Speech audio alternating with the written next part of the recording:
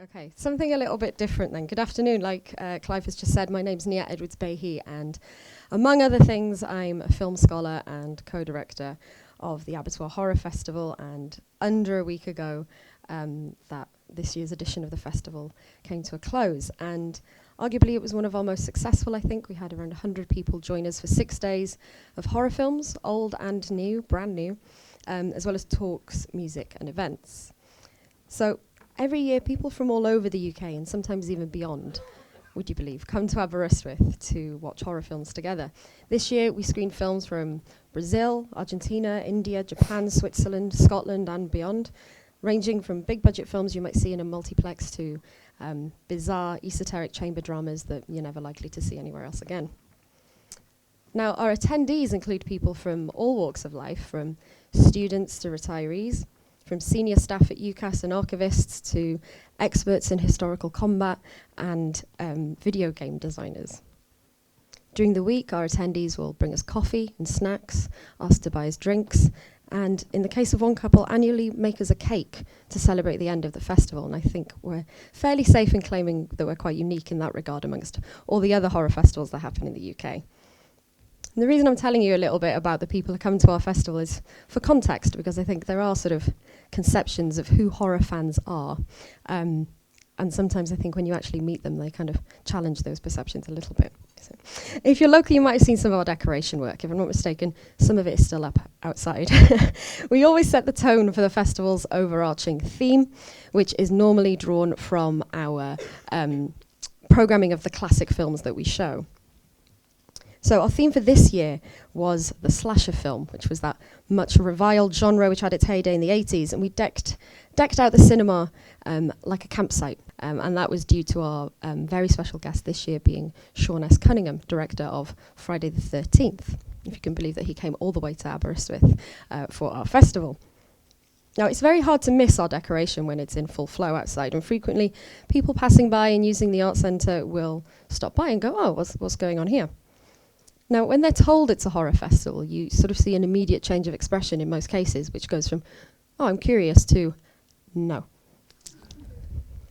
Some people even become apologetic, which actually always sort of tickles me, because they'll go, oh, I'm really sorry, I don't like horror myself, which I don't know why they're apologising, because it doesn't bother me if you don't like horror films. You weren't coming to the festival anyway, so it's fine. Now, when people find out that horror is my preferred genre, both sort of personally and professionally, I suppose, their response will be usually to wonder why. Now, it's actually a question I struggle to answer, which maybe doesn't bode well for this presentation given the subject, but I'll usually say I'm a fan because of all the different types of weird and wonderful things and films that you can include under this very broad umbrella of horror. For others, though, horror is a much more specific beast, and it's often people who don't like horror films that have more definite ideas of what it is. Horror might signify only gory films, or only films that have some sort of supernatural element, or films that only teenagers and the depraved will enjoy. Chances are each of you listening to me now have a different idea of horror every time I'm saying it. So for the next 10-ish minutes or so, I'm going to talk about horror films. Not specific films, but about the genre as a whole. What is it about horror that brings people to a Welsh seaside town in the middle of November? And why is horror one of the most profitable genres of film around, and yet so frequently still dismissed as something we grow out of, or something that's inconsequential? Now, if you're a fan, or not a fan, or entirely indifferent to horror, I'm hoping that in thinking about it for just a little while, and why we all like, or why some of us like it, will tell us just a little bit about ourselves. And I'm certainly not the first to suggest that. So ordinarily, if I'm doing something like this, I might like to try and define what it is I'm talking about first. But I'm going to kind of flip things around a little bit. I'm going to start with the why and end with the what is horror. And horror is something that's long been theorized by film critics and scholars. And to close my presentation, I'm going to try and bring things up to date as well. So when I was preparing for this presentation, I thought I'd do a quick search of other TEDx talks on the subject. And there are quite a few on the question of why horror and why we like being scared. And there are as many of those presentations by scientists, including a professor of psychiatry and a sociologist, as there are from cultural researchers. Now, film scholars have theorized the why of horror for a very long time. They've taken many different approaches from psychoanalysis to direct audience research. So when I say what I say today, I want to be quite clear that I'm not necessarily being particularly original in my own thinking. I'm presenting a lot of other people's ideas. Now, I'd like to highlight specifically one of the answers to the why that I particularly like from writer and critic Robin Wood. So in The American Nightmare, Wood wrote of American horror of the 1970s, which was a period of change in cinema as a whole and in horror as well. Wood's film examples are taken as much from the classical period of horror, that is to say your Universal horror, your Hammer horror, your monster movies and your Gothics. But there came a major change in 1968. So horror came home. The threat was no longer safely hidden in a desolate castle or in the form of a lone creature on the attack. Horror was now nearer, more familiar, and much more embedded in our own society. So for Wood, the pleasure of horror lies in the audience's identification with the other, just to get a little bit psychoanalytical. Now, I really like Wood's concise definition of otherness in this particular piece of writing, so I'm just going to read that out for you. So for Wood, otherness represents that which bourgeois ideology cannot recognize or accept but must deal with in one of two ways, either by rejecting it and, if possible, annihilating it, or by rendering it safe and assimilating it, converting it as far as possible into a replica of itself. So for Wood, horror films, classical, modern, postmodern or otherwise, always feature this idea of the other, and more often than not this is in the form of whatever the monster or the threat might be. Other scholars, of course, offer different answers. Noel Carroll, for example, suggested that narrative structure is the key to horror's appeal, which he himself admits is and I'm quoting him, a long-winded exercise in common sense rather than a theory. It's no bad thing. In the 1990s, researcher Bridget Cherry conducted a vital audience study into female fans of horror, offering something of a more real-world approach to the question. Her study aptly demonstrates the vastness of horror by measuring what types of horror films her respondents enjoyed, ranging from the 92% who enjoy vampire films to the mere 25% who enjoy the slasher film. Now this is key, and Andrew Tudor in 1997 rephrased the why question most appropriately, and I'm quoting Tudor again here. For the question should not be why horror at all. It should be, rather, why do these people like this horror in this place at this particular time? I think answering that question would result in a much longer talk, I'm afraid. The acknowledgement of the many different types of horror film is, of course, acknowledgement that there are many different reasons for enjoying horror. For example, my enjoyment of a film like Martyrs, one of the most grueling and fatalistic films ever made, is wildly different to my enjoyment of, say, Vampire Girl vs. Frankenstein Girl, a grossly offensive and cartoonishly violent and ridiculous bastardization of two literary horror classics. On a personal level, as I said, I prefer horror as a genre because of how broad it is. The types of experiences that one can have watching a horror film are varied, and they will themselves vary from person to person as well, of course. I can watch a horror film and be scared, sure. But I can also watch a horror film and laugh, or be moved, or be disturbed, or be inspired. The best films, of course, are those which can elicit a number of these reactions, if not necessarily at the same time, then throughout the runtime of a film. But if horror is really so broad, can we ever be sure of what it actually is? There certainly isn't one true definition of horror for me, but something that's fundamental for many is that a horror film has to scare us.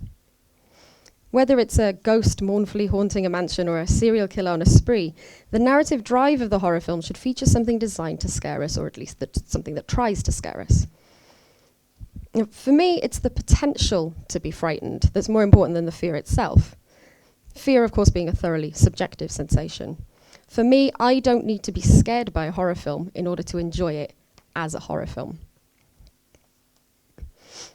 Now, one of the reasons I don't particularly like being too definite in my conception of horror is that, quite crucially, genres change. And this is true of any kind of genre, but I think it rings particularly true of horror. Some of the earliest films in cinema history that we might now consider horror films were not horror films at the time that they were made. Horror didn't really even exist as a genre when they were made.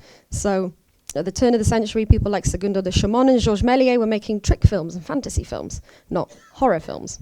And German expressionists, of course, were making art. But everyone knows that Nosferatu is a bona fide horror classic. I'm going to move on to think a little bit about value judgments in relation to horror. And one key distinction that's frequently invoked to this day is the difference between terror and horror. In short, I think you can be quite concise in making this difference. Terror is everything that sort of leads up to the point of horror.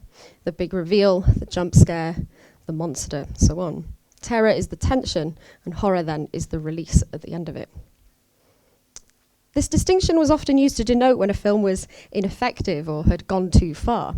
The Hammer horror films, for example, if you can believe it, were often accused of being too horrific, whereas their Universal Pictures predecessors were supposedly more reliant on terror and therefore more effective and better films. It's the same distinction that's made by those who dismiss the use of gore in a film, gore normally being associated with a moment of horror or a moment of disgust. Most recently, this value judgment has emerged in a particularly persuasive way in the hands of primarily film critics. Phrases have been coined in relation to a particular group of critically acclaimed and financially successful horror films. Phrases such as the psychological thriller, the social thriller, elevated genre, and in particular, most recently, post-horror. And these have all been used to describe films such as The Witch, It Comes at Night, Raw, Get Out, and perhaps most recently, most famously, Hereditary. These films are singled out as being more than just horror, as though horror isn't already one of the most rich and diverse genres in cinema. There's a good chance you may have even heard of some of these films or seen them or read about them in papers such as The Guardian and so on. Now, this is all a case of cultural gatekeeping. And dress it up however we like, it's ultimately sort of sanctioned snobbery, I suppose. Ultimately, all these categorizations seek to do is offer the writer a way to say that they've enjoyed a horror film without actually admitting to enjoying a horror film. Now, considering the rich and varied history of the genre, both in the past and currently, I think that's quite a silly thing to be embarrassed about myself, but there we go. Now, I said I'd bring things bang up to date, if I can, and just 2 days ago, The Guardian published an article on this very subject by film critic Anne Bilson. I did actually ask her whether I could just read out her article, so close was it to kind of some of the things I was planning on saying, but I thought I'll be good and actually just choose a few quotes instead. So as Bilson notes, rather than pitching gore against restraint or whatever other taste distinctions critics wish to make, I'm quoting Bilson now, it is the tension between these two extremes of nice and nasty that keeps the genre alive and kicking. As she notes, the genre's appeal to the gut can't always be spelled out, and that, like fairy stories or folk tales, the genre draws on a well of primal fears and desires. Now, I realise what I've essentially done in this presentation is pose a couple of questions and not really answer either of them.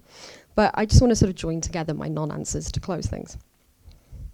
So I've outlined some of the reasons for enjoying horror, such as our primal recognition of the other, or also maybe some of the broad appeals that lie within the genre.